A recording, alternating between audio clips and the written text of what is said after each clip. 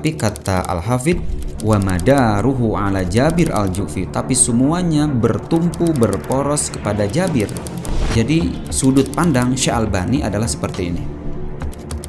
Jadi jalur pertama yang dijadikan oleh Syekh Albani sebagai jalur penguat bagi Jabir ini adalah sungguh sangat rapuh.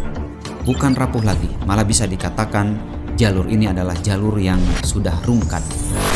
Assalamualaikum ikhwan semua, dirahmati Allah Subhanahu wa taala. Sebagaimana yang kita agendakan ya di klinik hadis yang ke-12 ini, insyaallah kita akan membahas bagaimana tanggapan Syekh Albani terhadap pendapat-pendapat para ulama mutaakhirin, semisal Imam Al-Hafidh Ibnu Hajar. Sebagai kronologisnya ya, gambarannya ya, gambaran besarnya bahwa Syekh Albani menanggapi tentang jalur periwayatan yang dimaklulkan oleh para ulama mutaakhirin, semisal Al-Hafidh Ibnu Hajar. Tidak berlama-lama ikhwan semua, kita langsung masuk pada kajiannya. Nah, di sini ikhwan semua, terkhusus para mahasiswa pegiat hadis, ada 4 tema yang ingin kami sampaikan. Yang pertama di sini kita akan melihat dulu hadis Jabir al-Ju'fi ya, tentang imam lupa tasyahud awal ini, yang menurut pendapat Al-Hafidh Ibnu Hajar dan para ulama mutakhirin di masanya, ini Jabir al-Ju'fi ini menyendiri ya dalam periwayatan hadis Al-Mughirah bin Syu'bah, salah seorang sahabat Rasulullah yang meriwayatkan ini. Nah ikhwan semua, kita akan masuk pada poin pertama ini. Kita akan melihat dulu ya hadis yang dipermasalahkan ini. Jadi hadis ini adalah hadis Al-Mughirah bin Syu'bah. Nah, inilah hadisnya. Di sini kami mengutip salah satu jalur periwayatan yang dikeluarkan oleh Imam Ahmad dalam kitab Musnad. Nah, di sini Imam Ahmad memulai riwayatnya haddatsana Hajjaj qala sami'tu Sufyan an Jabir anil Mughirah bin Syubail an Qais bin Abi Hazim anil Mughirah bin Syu'bah qala Rasulullah sallallahu alaihi wasallam idza qama ahadukum falam yastatimma qa'iman falyajlis fa idza istatamma qa'ima fala yajlis wa yasjud sajdatail sahwi. Bahwa Al-Mughirah bin Syu'bah pernah berkata bahwa beliau mendengar Rasulullah sallallahu alaihi wasallam bersabda, idza qama ahadukum, apabila salah seorang di antara kalian berdiri. Jadi maksudnya di sini berdiri pada rakaat ketiga, jadi lupa tasyahud awal. Falam yastatimma qa'ima, tapi belum sempurna berdirinya, ya, belum tegak berdirinya. Fal yajlis, maka kembalilah untuk duduk. Maksudnya duduk di sini silakan untuk melakukan tasyahud awal. Fa idastatamma qa'iman, tapi apabila seorang imam ini sudah berdiri tegak, fala yajlis, jadi jangan duduk untuk melakukan tasyahud awal, tapi terus saja lanjut karena sudah berdiri tegak. Setelah itu nanti di akhirnya wa yasjud sajdatai sahwi, silakan untuk melakukan sujud sahwi. Nah ikhwan semua, jadi inilah hadis yang nanti akan kita bahas. Kita akan melihat komentar Al-Hafidh Ibnu Hajar. Ini kitab ya langsung dari kitab yang disusun oleh Al-Hafidh Ibnu Hajar, yakni kitab At-Talkhis Al-Habir pada juz 2 halaman 8 dan 9. Di sini beliau memulainya dan menempatkan hadis ini di hadis yang ke-475. Di sini setelah beliau mengutip hadis Mughirah bin Syu'bah ya, idza qama ahadukum, sebagaimana yang tadi diriwayatkan oleh Imam Ahmad. Kemudian di sini Al-Hafidh Ibnu Hajar menyebutkan siapa-siapa saja ulama-ulama hadis yang mengeluarkan riwayat ini, yaitu Abu Daud, Ibnu Majah, Ad-Daraqutni, dan Al-Baihaqi. Nah, setelah beliau mengemukakan matan-matan yang terjadi kesamaan ini secara makna, beliau langsung berpendapat. Bisa kita lihat pendapatnya, wa madaruhu ala Jabir al-Ju'fi wa huwa dha'ifun jiddan. Nah, ikhwan semua, apabila kita buat bagan dari hasil takhrij Al-Hafidh Ibnu Hajar, jadi kurang lebihnya akan seperti ini. Jadi ini sudut pandang Al-Hafidh Ibnu Hajar dalam mempetakan jalur-jalur periwayatan Al-Mughirah bin Syu'bah. Jadi jalur-jalur Al-Mughirah bin Syu'bah ini memang dikeluarkan oleh banyak imam. Di antaranya Imam Ahmad, ada 2 jalur, Imam Abu Dawud, Imam Ad-Daraqutni, Imam Al-Baihaqi, Imam Ibnu Majah, dan juga ada Imam At-Tabarani. Betul, di sini memang banyak, tapi kata Al-Hafidh, wa madaruhu ala Jabir al-Ju'fi, tapi semuanya bertumpu berporos kepada Jabir. Nah, dengan bagan seperti ini kita bisa mengetahui, sekalipun banyak para mukharrij yang mengeluarkan di kitab-kitabnya, namun mereka semua dapat riwayat ini berporos kepada Jabir al-Ju'fi, di mana Jabir al-Ju'fi mendapatkan riwayat ini menyandarkan dari Al-Mughirah bin Syubail, kemudian Al-Mughirah dapat riwayat ini dari Qais bin Abi Hazim, kemudian Qais dapat riwayat ini dari Al-Mughirah bin Syu'bah, ini sahabatnya Rasulullah, dan didapat periwayatan ini dari Rasulullah. Nah, iwan semua, dari pendapat Al-Hafidh ini kita bisa melihat gambarannya. Jadi semuanya bersumber dan berporos kepada Jabir al-Ju'fi saja. Nah, kita akan lihat sekarang tanggapan Syekh Albani terhadap permasalahan ini. Nah, kita akan mulai membaca kitabnya Syekh Albani, kitab beliau Silsilatul Ahadits As-Sahihah di juz ke-1 halaman 638. Nah, di sini kita lihat ini penggalan ya. Penggalan yang saya masukkan di slide ini. Wa qad wajadtu li Jabir al-Ju'fi mutabi'ain. Tapi aku mendapatkan, ini kata Syekh Albani, tapi aku menemukan 2 jalur lain yang mengikuti Jabir. Mutabi ini adalah jalur yang mengikuti periwayatan rawi lain. Itu di dalam ilmu hadis seperti itu. Ada jalur mutabi, ada jalur syawahid. Disebut jalur mutabi, jadi apabila ada jalur kedua yang mengikuti jalur pertama, yang sama-sama periwayatan ini dari guru yang sama. Atau mungkin jalur pertama, jalur kedua ini, 2 orang ini, orang pertama dan orang kedua ini mendapatkan riwayatnya dari guru yang berbeda. Tapi guru yang berbeda ini ke atasnya adalah berporos pada guru yang sama. Atau mungkin terus ke atasnya, intinya jalur ini bertumpu pada sahabat yang sama. Apabila sahabatnya berbeda, maka ini nanti jalur ini dikatakannya syawahid. Itu ya dalam ilmu hadis. Nah, kembali kepada pernyataan Syekh Albani bahwa beliau mengatakan wa qad wajadtu li Jabir al-Ju'fi mutabi'ain, dan aku mendapatkan 2 jalur lain sebagai mutabi'nya Jabir. Jadi ketika Jabir meriwayatkan, kata Syekh Albani, ada 2 jalur lain yang juga meriwayatkan sebagaimana riwayatnya Jabir. Kita lanjut dulu. Lam ara man nabbaha alaihima mimman kharrajal haditha minal mutaakhirin. Kata Syekh Albani, aku belum melihat satu orang pun. Aku belum melihat satu orang pun, ya satu orang pun di sini mungkin ya tentunya ulama-ulama yang kredibel ya di bidang ilmu hadis di masa-masa mutaakhirin. Jadi kata beliau, aku tidak menemukan seorang ulama pun yang menyebutkan tentang 2 jalur ini. Mimman kharrajal hadis minal mutakhirin. Dari siapa saja yang mengeluarkan hadis di kalangan-kalangan mutakhirin, yang mentakhrij hadis di kalangan mutakhirin, semisal Al-Hafidh Ibnu Hajar, Imam Adz-Dzahabi, dan para imam yang lain. Kemudian beliau melanjutkan bal a'alluhu jami'an bih. Bahkan sebaliknya, mereka semua ulama-ulama sebelum Syekh Albani ya di masa mutakhirin. Kalau Syekh Albani ini kan di masa-masa kekinian, di masa-masa asriyah.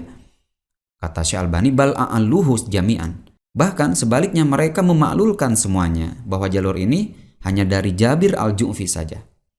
Ini artinya seolah-olah kita bisa melihat bahwa 2 jalur ini adalah temuan baru yang belum ditemukan oleh para ulama-ulama sebelumnya. Jadi 2 jalur ini yang mana gitu? Nah, ini kita akan bahas lebih dalam. Kita akan lihat paling bawahnya walidzalika ru'aitu lizaman alayya, dan kata Syekh Albani, oleh karena itu mestilah ya aku harus menyebutkan kedua jalur ini yang belum disebutkan oleh ulama-ulama sebelumnya, agar 2 jalur yang akan beliau sebutkan ini tidak menjadi prasangka ya, mungkin prasangka buruk atau sebagainya atau dugaan-dugaan, tapi ini adalah real ya, kata beliau ada 2 jalur yang mengikuti Jabir. Nah, jalur yang pertama kata Syekh Albani, al-awwal Qais bin Ar-Rabi anil Mughirah bin Syubail an Qais. Jadi jalur pertama kata Syekh Albani Qais bin Ar-Rabi. Yang juga Qais ini beliau sebutkan didapat dari Al-Mughirah bin Syubail. Sebagaimana Jabir ya, yang kita kutip di awal yang diriwayatkan oleh Imam Ahmad juga begitu, bahwa Jabir Al-Ju'fi mendapatkan riwayat ini kan dari Al-Mughirah bin Syubail. Nah, kata Syekh Albani ada salah satunya, yang pertama jalur yang sebagai mutabi'nya Jabir adalah Qais bin Ar-Rabi, yang sama-sama Qais ini juga dapat riwayat dari Al-Mughirah bin Syubail. Nah, apakah jalur ini, kenapa misalkan kita mungkin bertanya, kalau jalur ini benar ada, apakah Al-Hafidh ini memang belum menemukan jalur ini? Tidak ada yang mustahil, manusia itu mungkin ada salah atau keliru atau memang datanya tidak lengkap dan sebagainya. Tapi kita akan bahas secara utuh, karena dalam ilmu hadis kita akan meminimalisir dugaan-dugaan dan ilmiah ini harus nampak di permukaan. Jadi jalur pertama tadi sebagai mutabi'nya, jalur ini sebagai pengikutnya Jabir adalah ada Qais bin Ar-Rabi, yang dimana di sini Syekh Albani menyebutkan matannya, Shalla bina Al-Mughirah dan seterusnya. Jadi kita tidak fokus pada matan karena akan menyita waktu.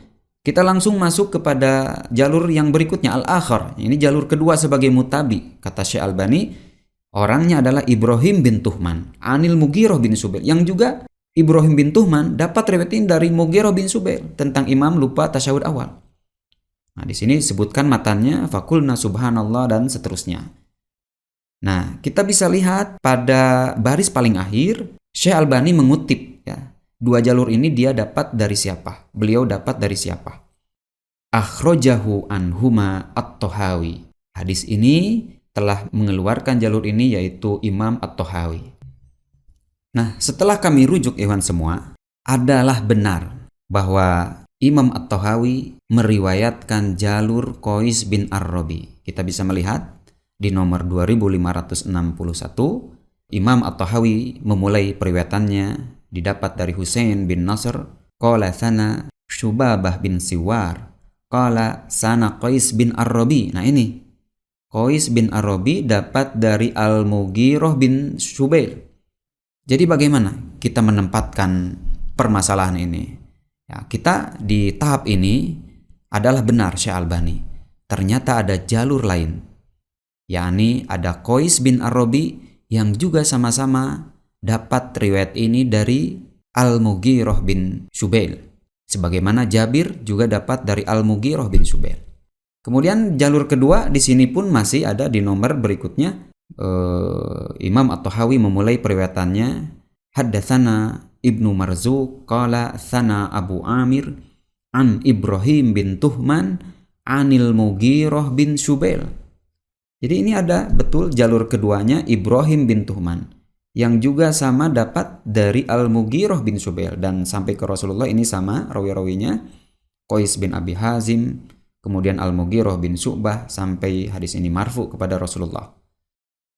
Iwan semua, ini artinya apa yang dikutip oleh Syekh Albani adalah benar. Ya, untuk tahap ini ada dua jalur lain. Jalur itu adalah Qais bin Ar-Rabi dan Ibrahim bin Tuhman. Yang kedua ini juga dapat dari Al-Mughirah bin Syubail, sebagaimana Jabir juga dapat riwayat dari Al-Mughirah bin Syubail. Ini berarti ikhwan, apabila kita gambar bagan sanad, jadi sudut pandang Syekh Albani adalah seperti ini. Nah, jadi ada tiga jalur. Ini sudut pandang Syekh Albani, kemudian sebelumnya ini sudut pandang Al-Hafidh Ibnu Hajar. Jadi sudut pandang Al-Hafidh bahwa jalur ini hanya Jabir saja. Tapi kata Syekh Albani, jalur ini bukan Jabir saja yang meriwayatkan, tapi ada dua rawi lain yang meriwayatkan, yakni Qais bin Ar-Rabi dan Ibrahim bin Tuhman. Ikhwan semua, dari sini bagaimana tanggapan kita?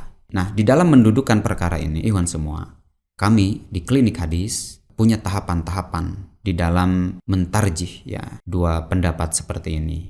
Yang pertama, kita harus melihat sanad keguruan dulu.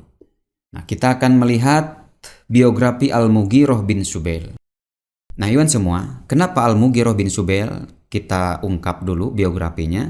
Karena Jabir Al-Ju'fi, sebagaimana yang tadi kita lihat, sanad keguruan atau sanad yang diriwayatkan oleh Imam Ahmad, itu kan Jabir dapat riwayat dari Al-Mughirah bin Subail, sebagaimana Qais dan Ibrahim bin Tuhman.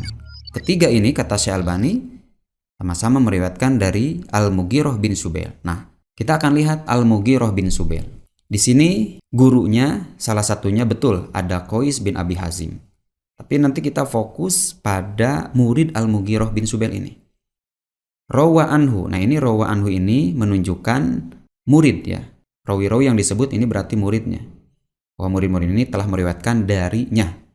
Nah, ini sudah dimulai dari awalnya Jabir Al-Ju'fi. Berarti benar, Jabir Al-Ju'fi memiliki sanad keguruan kepada Al-Mughirah bin Subail.